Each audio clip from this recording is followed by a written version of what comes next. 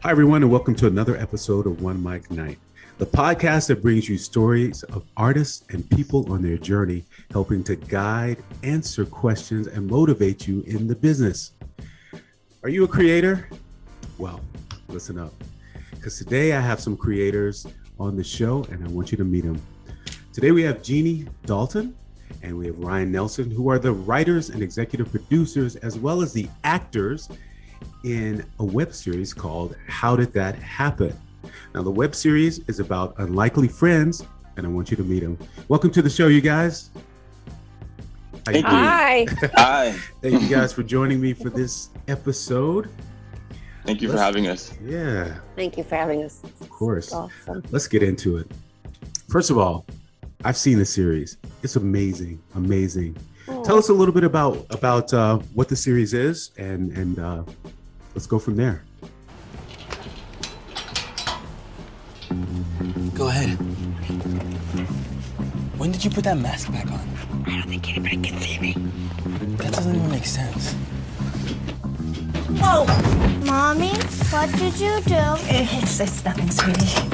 Must have an A average? I want a very specific type of person. He's got a really hot ass. You're an out-of-work actor looking for a roommate at the age of 39. What's your GPA? I'm an astronaut. Sometimes I forget to take my medication, but if that happens, just call my parole officer. But I got laid off. Thanks, Obama. The fluoride they put in the water is used to control our minds. You have a lot of interesting energy in here. Why are you being so mean to me? It's kind of negative. By the way, you have an appointment to check out an apartment. Are you insane? You said you broke up with her. You know Stacy? She's crazy. What? Trey, you son of a bitch! I made you! I'm the best thing that ever happened to you! That is unhealthy, man. Did you just threaten me? That's a problem. Tell me about it. I set up a Tinder account for you. You're welcome. You're a dick, but I'm your dick. You're in luck. I liked you best. Yeah, I'm not interested anymore. It's you. You're just really weird. Am I really weird? Alexa, fart. Well, you're not weird. I gotta get that painting. Oh. It's not like I'm gonna rob you or anything. They have all sorts of activities on the pier in the summer. They even have a hip-hop class on Fridays. She was like super white. And I made you some cookies to take home. Like 1950s, hide the black people in the basement kind of white. Anything is better than living with Psycho Stacy. Hi. Wow, you two really look alike. Genetics? He's black. Yes. Yes, he is. Genetics. There's a strange black man sleeping in my apartment. So how do we do this? I don't know. Oh, I thought you would know. What, because I'm black? Yeah. No, I mean... Oh, no, fuck that. No way. What a racist. Oh my God. Am I a racist? I am a practical, reasonable, grounded person. The verdict's out on that one. That's a dildo, Trey. Middle-aged people do have sex. Hey, that's weird. No one's really that big. Well, almost nobody. You can't get me out of my room! Open up! Don't drip that! I'll take it.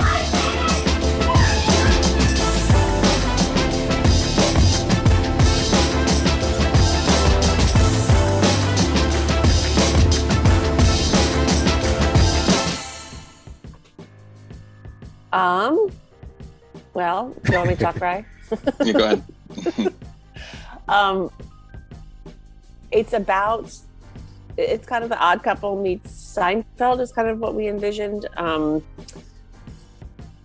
It's about two people who you wouldn't think were friends, and actually the whole genesis of the show was because Ryan and I were working together, and we started hanging out after work at this diner in Brooklyn, and it was me. Only I was dressed up like Ryan totally thought I was a goth chick when he first met me. And I was like, no, I'm a middle-aged mom. Like, that's not what I usually look like.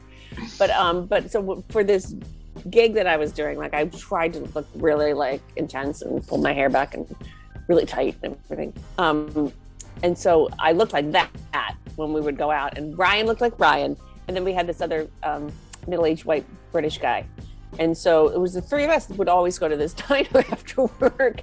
And after several times of going there, I looked at the wait staff and I was like, oh my God, the wait staff is looking at us like, I don't understand how those three people are friends. Like, it doesn't make any sense. I was like, they're so confused by us. And I said, wouldn't it be fun to, like, Ryan and I had kind of bouncing around to some ideas of like maybe doing something together, maybe. And then we said, what if we made a show about that? Like people that you wouldn't think were friends. And then in the process of working on this together, we have become like just really excellent besties. We've been like, I love this. I love this idea because first of all, for everybody who's listening to this podcast on audio, you don't even see the visual here, but you gotta know that the difference is obvious. So while we were setting up, the comedy that happened in just setting up this podcast gives you an idea of what this whole series is about. Now, are either of you guys writers, or how did that happen? Are you actors first, or you? This is our first time ever, I think, writing a project fully out to this degree. You know, I think both of us, you know, I just heard a quote from Mark Twain that said like success is built on ignorance and confidence. And Jeannie had always told me when Ryan and I were first writing. Go ahead, Ryan. You say it. Yeah, Jeannie had always told me, like, when we first started, I'm like, Jeannie, let's just do this, and we'll just do that, and we'll just do this, we'll write whatever. And Jeannie's like, if you had any idea what you were getting yourself into, I'm not sure you would be so, like, gung-ho, so, like, about it. And she was right, because I had no idea what I was getting myself into. But the whole way, because I was just like, oh, it's easy. You just write the show, and then you shoot the show, and then you find the right people, and you cast the show, and then you get the show on TV. It's like, that's it, it's like simple. I'm just sort of like very sort of naive about it, but just knowing that what we have is something really funny and something that we don't see out there, which is one of the reasons why I think we're so like excited about it, is because, this is the kind of show that we would watch, Absolutely. If we weren't in it. Yeah. I was lucky to have Ryan too, because Ryan was so confident and enthusiastic. I was just like, okay, let's do it. I like this too, because how do you, first of all, I don't know what your backgrounds are, and we didn't answer your question. We both started as actors. Okay. Yeah. Actors. Okay. So how do you get to a point where you want to write? First of all, let me back up. So the series is incredible because everything you just said, Ryan, plus it resonates with a lot of people. It resonates in so many different ways. There's so many over the top zany situations, but you find yourself so attracted to people who maybe you're opposites, and you guys address so many different things in the series in such a witty way. So you're actually laughing at it, but you're learning something. It makes you question some things too. That was our goal. That was our goal, actually, was to like, my analogy was always, okay, I'm walking up the street and I see this black guy in a hoodie coming towards me. And I get scared and I walk across the street. And so I have a few options, right? I can berate myself and be like, no, like you're a horrible person. Why would you do that? Or I could be like in denial and say, oh, no, that's not me. I can't. There was something, bad that, or I could ask myself the question, why did I do that? Was there a legitimate threat, or was it that I have this bias in me that makes me afraid of this person for reasons that, that person has no control over? Does that make sense? Absolutely. And then, absolutely. to laugh at ourselves and to ask the question more than anything and say, wait a minute, what does this mean? And to be honest with ourselves about it so that we can have a conversation about things. Yes. Because how else are we ever going to move forward on so many issues unless we can talk about things and try to understand each other? Absolutely. And I think you guys did that brilliantly. Did you work on it writing together? Ryan, did you do most of the writing and then throw it to Jeannie and you sort of We actually wrote together, or you everything co-writers? together. Mm-hmm. Yeah, we wrote literally everything together. We worked over Zoom, and like actually we worked over like the iPhone, like FaceTime. And first. We FaceTimed each other and we needed to FaceTime because as we're like talking out scenarios, we're just like talking things, we're sort of playing out each character. Like each character is, no matter what they look like, each character is Jeannie and I. You know, they're you, they're everybody, but they're written so like each character has elements of like us in it. So we're just literally batting it back and forth, like improvising with each other.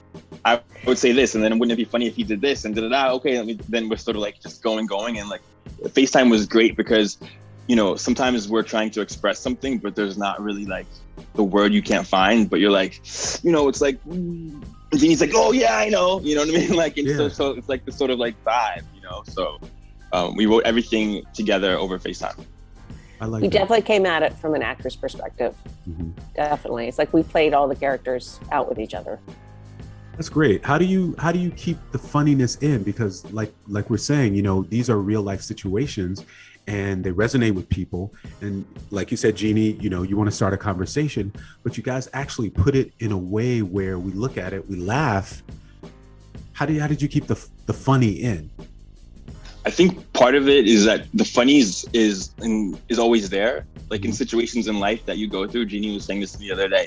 Like you go through a terrible situation or not so pleasant, and you think this is going to be really funny after. It's not funny right now going through this, you know, but this is going to be a story and a half to tell people. So it's sort of like recognizing that even in the most like dire of circumstances, there's a perspective where you can see something to laugh about it, some sort of comedy, some sort of like, you know, lightheartedness about it. I like that. So now I want to get a little specific without saying too much. So you have some different situations, scenarios that deal with racism. I think you just mentioned one. You had some that deal with children's honesty, which was a funny little situation. Tell us a little bit about that situation there without giving away too much, if you can. Sort of when the little girl, when your daughter sees Ryan's character for the first time, and she just blurts out something. Yeah. And it's kind of shocking, but it's the honesty of kids. And it was funny. And then you sort of start to question like things. Well, wow, I was thinking the same thing. And you know what I mean? Like there's something real to it, but it's also funny. Right.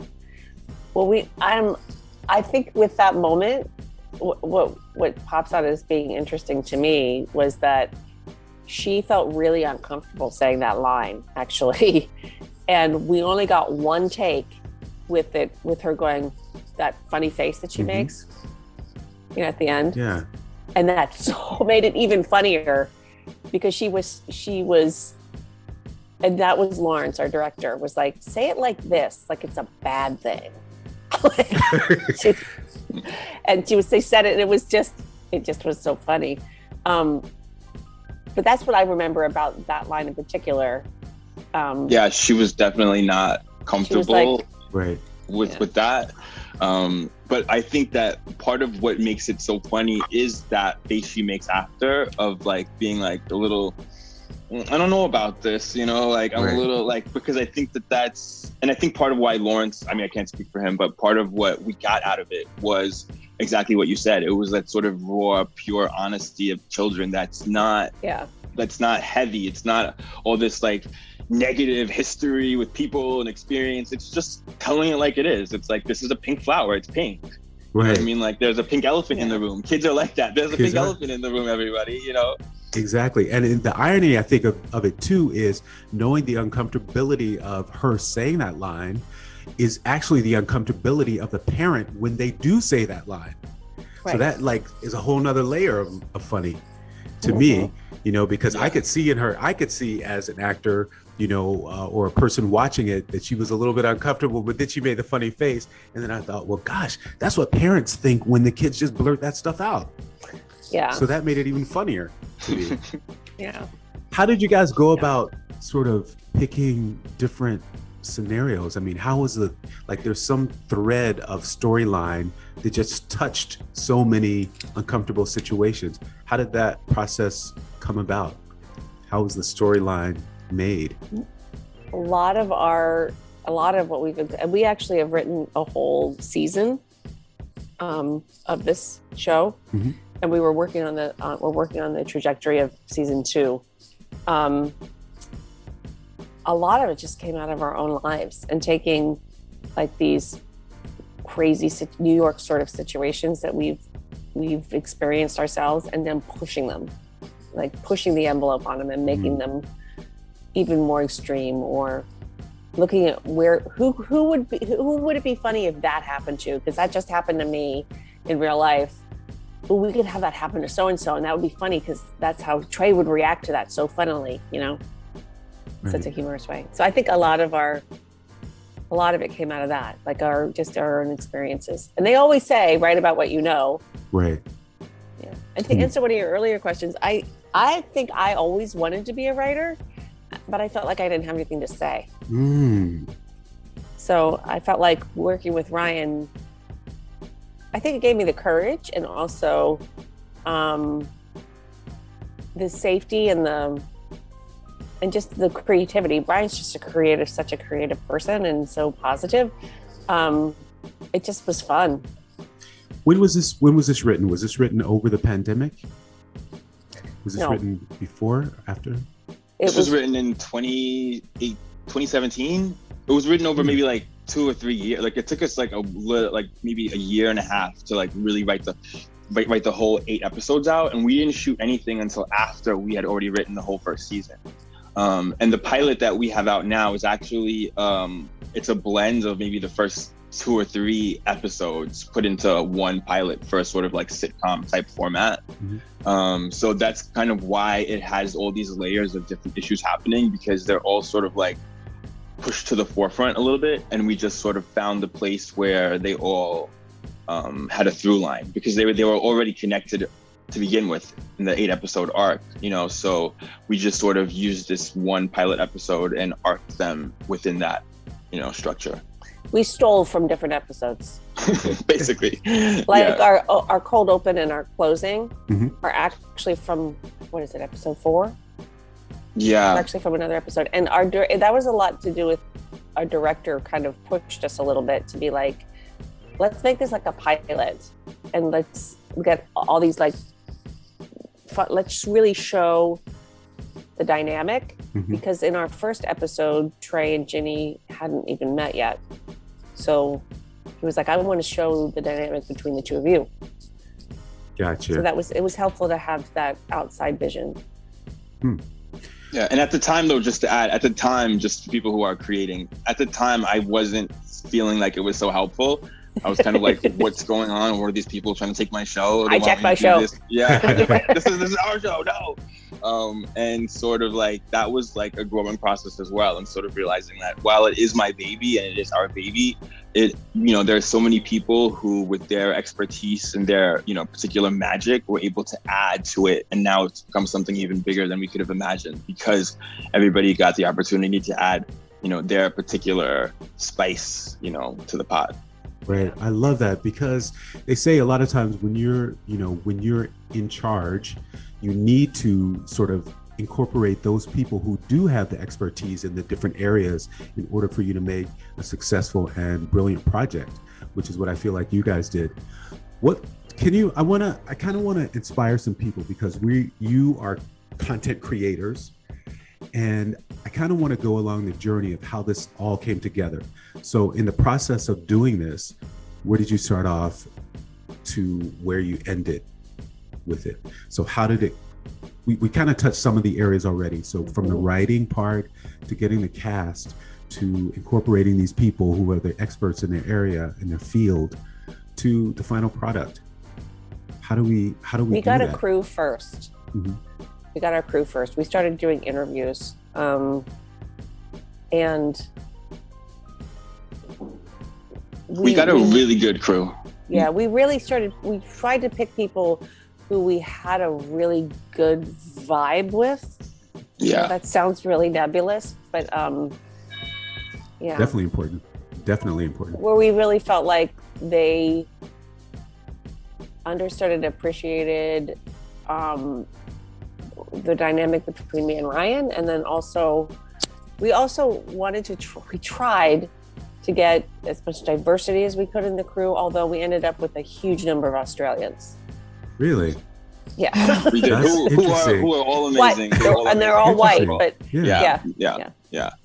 We were mindful of being, they were amazing. They are amazing. We were definitely mindful in every layer of our casting or like hiring or whatever, bringing people on. We were very conscious about making sure that we had women, people of, like of all different ethnicities and skin colors, different, gender preferences or whatever, we just wanted to make sure that we cast as wide a net as possible, because those particular people have different life stories that then add to their art. And so say that again, please. Each particular person has a different life story that adds to their art. So by having as wide an array of people as possible, we got so much out of it, because they themselves had ideas and moments, you know what I mean? Like with a camera angle or with a, putting a particular pillow, everyone's got their particular life experience that adds to what they do. So by having as many people from a wide range of life experiences, we were able to like add even more layers, into the show. Yes. That's it. That is it. I want to mention something about our casting, because we made sure, like, we wanted my friend group to be distinct from Ginny's friend group, so that the two worlds are sort of like colliding, because this is a guy who's not very familiar with the white world, and this is a woman who's not very familiar with the non-white world, and they're sort of now like, meeting, so we wanted to make sure that my friend group and her friend group looked very different, and we had it was not the easiest time casting people who are not white, to be honest. Like, we got, even when we submitted and it said like, non-white, we got so many white people like still applying for the positions, which also taught me like, just apply. Just submit. Right. So what? You're not right for the role. Just submit. You like it. You think you could do it. Submit, because you never know. Because sometimes you see someone's face and it's like, oh, he's not right for this role, but I think we could use him in something else.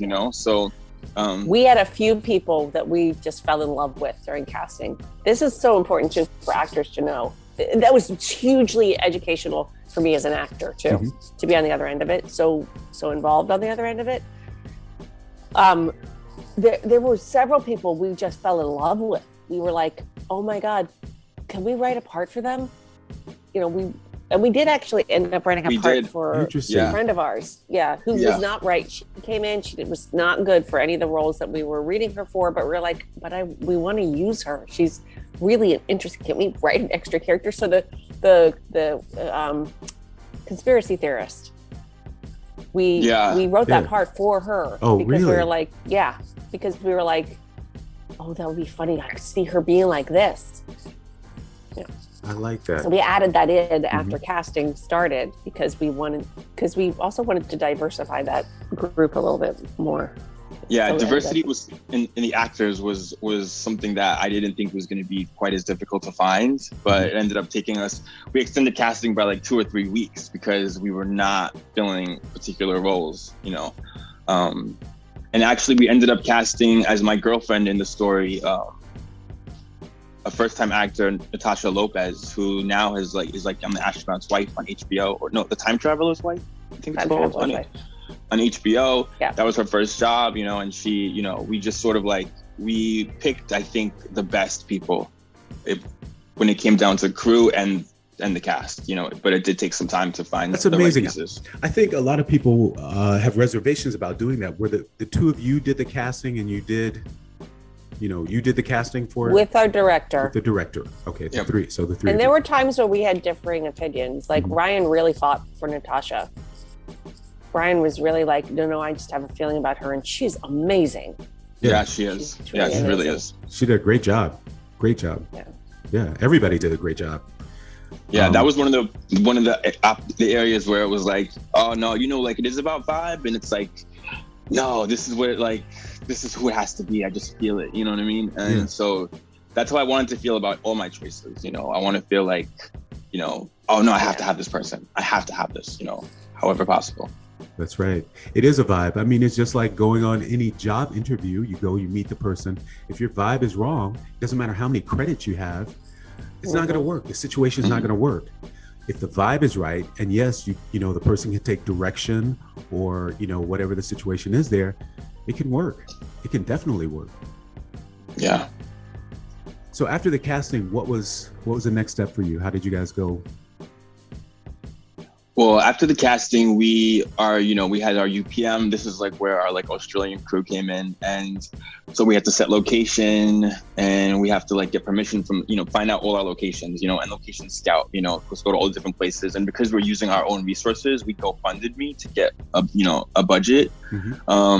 And so now we're trying to use our resources in terms of who we know that has a restaurant that looks like the scene, who do we know that has something like this, and then like just we had with our line producer and our UPM, sort of like people reach out to feelers of people they know who have restaurants or restaurants in the neighborhood that we could use, and we'll show their, you know, we'll give them credit and show their restaurant, sort of like barter system a little bit in order to get, you know, some time. For the people listening, what's a UPM? It's the unit production manager. So it's the person who usually day to day when you're actually filming is sort of like managing things. Okay. There's more definition than that, but I don't. No, that's good enough. That's great. Yeah. So finding locations. So we found our locations. Yeah. So some of the things I know you shot some stuff on the subway. Was that done kind of guerrilla style? Yeah, that was definitely done guerrilla style, and we had debates about that. Yeah. But like, how are we gonna do this? That's funny. Tell them the story. Can I sidetrack? Yeah, of course. Tell them the story about that lady. So we shot a couple trains on the a couple scenes on the train. So because they're different scenes, you know, I have different wardrobe and different scenes. So I had to change, and I changed just like in the train station. I'm taking off my shirt, my pants. I mean, I have underwear on. The crew is like surrounding me, like, so everyone's around me. So I'm not like being like, you know, shown to the world really. And there's this woman, this is at Flatbush Avenue, train station, like Brooklyn College. And this woman's like, "This is not your house. This is not your house. Put your clothes on. This is not your house." And she just kept screaming it. Like, I kid you not. She kept screaming. The train came that we were gonna get on to shoot. She got on it. She's still screaming at us.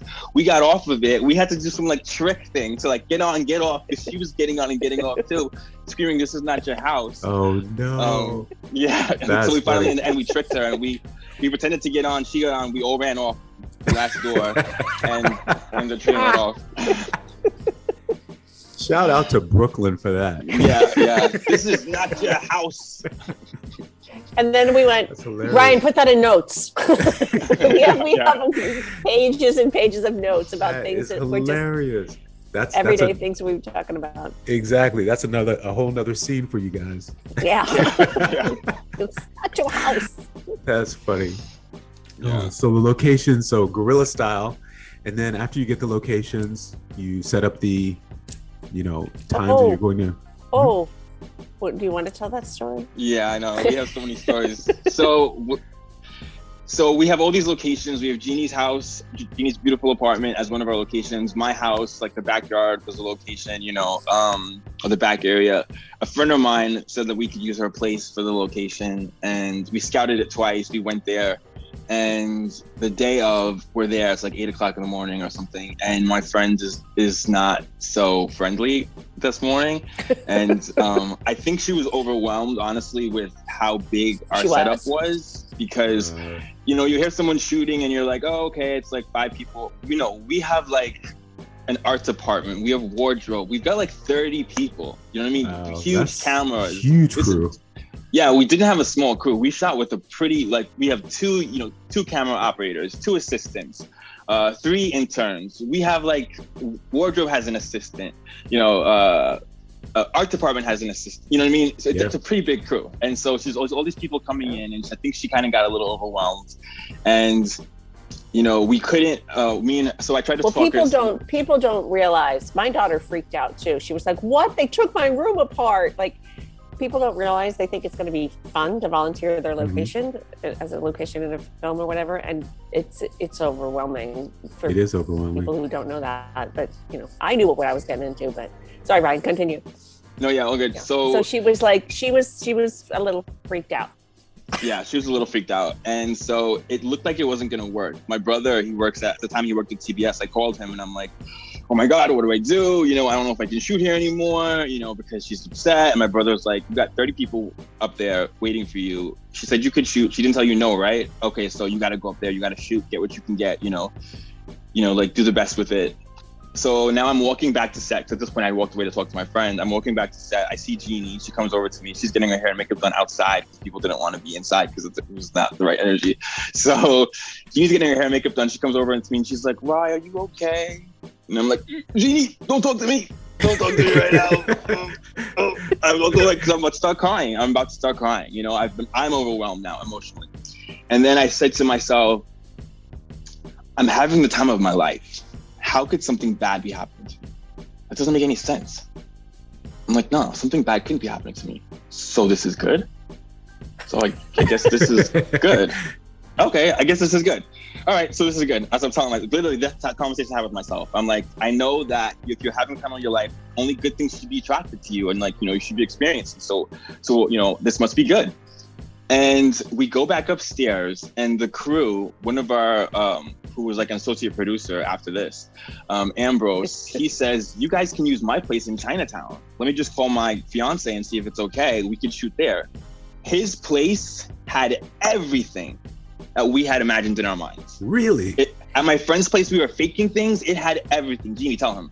All those racks of clothes, those were there. That apartment looked just like it. The inside, it's dark in there, I know, but those, we had lines. I was like, that line I say about, oh my God, I have the perfect dress for going with these shoes. I just was spontaneous because she happened to have the same dress that Jeannie shot in an earlier scene. Wow. And she had the matching shoes. They had the shoe racks that we wanted. They had a sign on the wall that says positive vibes only during a scene where the opposite is happening. That's crazy. We needed a fire escape to jump up. My friends, we were gonna cheat it. We had an actual fire escape. We were able to get on the first floor of the back of the fire escape to shoot up. I'm telling you, it was our ideal location. Yeah. That's amazing. See how that worked out? Yeah. See how that worked out. Wow. Okay. That's I amazing. tell that story to my friends when I'm like, stay in good feeling. Regardless of what's showing up in front of you, just stay in your own good feeling. It'll change. It'll have to. It's going to have to meet you. But you're not, don't be moved by it. You're exactly where you're supposed to be at that time. Yeah. You really are. That's amazing. We were so, in the long run, we were so lucky that happened. Yeah, it was it ended up working out for our best interest. And me and her are Granted, we shot for 24 hours straight and had to cancel the next day of shooting, but it all worked out. Speaking of which, how long was the shooting for you total? It was 7 days or 7 days. It was 7 days total. Yeah. And then we had to shoot those other 2 days, right? Or was that an additional or? That counts in the 7. So we scheduled it a Monday through Friday or Saturday. And we ended up, because of the whole location change and things moving, that's one thing you have to know when you're shooting is for whatever you set up or you plan, just go with the flow. Stuff's going to happen. By the seat of your pants. Yeah, totally. You can't be so stuck on anything. Every day something happens. I was going to say, did you feel like that was your biggest challenge through the whole thing? Was the location change, or was there something else that kind of sticks in your brain? That was hard because everybody was really tired, and that was where our choice of people really paid off for us. Yeah, because they were all invested. So they had all bought in to what we were doing and wanting to make this project on a larger level than just, the work of it. I think also too, it helps in getting people who are looking to so your director is usually a director of commercials, but now he wants to direct narratives. So now he's going to do something. So now he'll be interested in getting this on his reel, and he's bought into it in a different way because he's, this is sort of building what he's trying to do for himself. So it was by having that relationship with them where they're benefiting from it and they're bought into what we're actually doing, they were able to stay so positive and so with it, even when we're working amazing. like 18 hours later, you know. But yeah. Well, it was 24 hours, right? And we started at like 10 in the morning in Hoboken. We were in Hoboken too. Wow. We were in Hoboken. That's where we were supposed to shoot. And we had to relocate to Chinatown. When we broke the next morning, it was around 10 a.m. So I was just amazed at everybody being so amazing. Yeah, I hope SAG's not watching this. I always say, you know, whenever you work on it. No, but we paid our actors that were here. We had to pay her extra because of. Yeah. Gotcha. Yeah. I always say, you know, I've worked on, you know, huge productions. I've worked on independent films, but I always feel more invested when I work on the independent films for some reason. You know, whether it's me doing the independent project or it's somebody else doing the independent project and I'm part of it, I just feel much more of an investment in the project than I do on the huge. Yeah, I can see that because it feels more like when it's grassroots, it requires more of you, you know, and it also requires you to sort of allow a little bit more as well, because you recognize that everyone is doing the best they can with what their means are, you know. And like you said earlier, you know, it's people using their expertise and you allowing them their creativity and the respect that goes along with it. So you have much more of an investment in those projects. Yeah, it's true. Yeah, absolutely right. What do you guys want? Yeah, we really became a team. We really became a really. Yeah, we called ourselves we were a family. We're like, how did that happen, family? You know? Yeah. You can see it. I can feel it. I can feel it when I watch it. What do you want people to take away from from viewing this whole thing? What do you want people to know? What if you're inspired to try something? Just go out and start doing it, and just take one step at a time, because that's how everything gets done, 1 foot at a time. You just don't stress out and worry about, like, I mean, when we were writing, I was like, oh God, do we really want to set it there? You know, because how are we going to do that? And Brian and I just decided, you know what, let's write what we want, how we want it to be. And if we need to change it, we'll change it. Oh, I really did have 2 pianos in my apartment at that moment too. That was already in there. At one point I had 3. It was ridiculous. That's crazy. Yeah. I think in terms of the show, what we would want people to take away is, like Jeannie mentioned earlier, sort of what we're really about is just showcasing these everyday moments in society, sort of playing it up a little bit, but showcasing these everyday moments and holding up the mirror to the audience. We're not saying that you're bad for crossing the street, like in Jeannie's scenario. There's no judgment, you know, you do whatever it is that works for you. We're just holding up the mirror and saying, this is what it looks like, you know, and we're sort of having a lighthearted laugh about it, you know, as opposed to, you know, something sort of like deep and, you know, heavy. It's like, no, yeah, this is what happens. People, you know, are like, he's black, you know, like they say things, you know, that's like sort of outlandish, and, you know, how do you respond to that, and do you even need to, you know? Right. Absolutely. Well, and remembering too that that for the most part, everybody's doing the best they can. You know, they're not, for the most part, they're not intentionally trying to offend people or but hopefully we all can become more aware of the times where we are experiencing hidden bias or implicit bias inside of ourselves, so that we can start to question that a little bit more and say, why did I feel more comfortable with that person than that person? And it could be the opposite too. You could have somebody who's very like you and you think, oh, they're my people.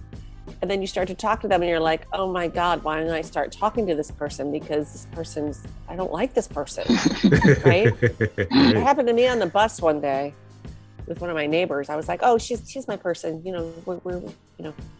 And then I was like, I saw her do something and I was like, okay, no, I don't want to talk to her anymore. Like, she just did or said something and I was like, oh, no. Anyway, but yeah, so that's, I think I'm sorry, I'm such a talker. No, that's fine. No, I think that's great. I think that's what I want. That's what I would want people to like take away from the show, is going like, oh, isn't it kind of interesting that happened, and noticing those things in ourselves, whether it's about age or race or gender or, you know, the assumptions that we make, or even about ourselves. you know? Yeah, I would have to agree. And I think you hit the nail on the head earlier. You said, you know, how things resonate, excuse me, with you, and opening conversations about a lot of things, you know, making you reflect on a few things of your own. Yeah. Guys, I want to thank you for sharing the story with us. Thank you for the series. I wish you the best. Everyone, please make sure you look out for this. Please tell us how you can get in touch, how we can get in touch with you, Jeannie. Well, our email is HDTHWS@gmail.com. That's our email. And our website is HowDidThatHappen.tv, correct? Yep. Yeah.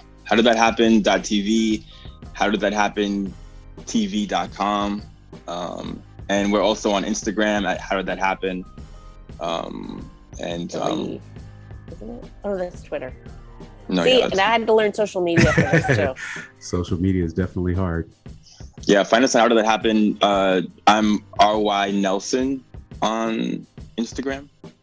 And Jeannie is Chekhov5. I'm not sure how you spell Chekhov. CHEKHOV. There you go. 5. Like to play right. 5 on Instagram. Very good. Well, thank you guys. I want to thank you for spending some time here with us and inspiring us in so many different ways. Please come back anytime. Keep us abreast and let us know what's happening.